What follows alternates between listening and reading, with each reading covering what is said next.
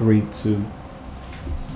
My name is Holli Tabren, and I am here in Negril, Jamaica at the beautiful Pattoo Castle for the 2024 She Deserves Women's Wellness Retreat. Let me tell you, this retreat has been absolutely invigorating, rejuvenating, amazing. I had spiritual breakthroughs, emotional breakthroughs. I met some amazing women of God here. We shared our hearts.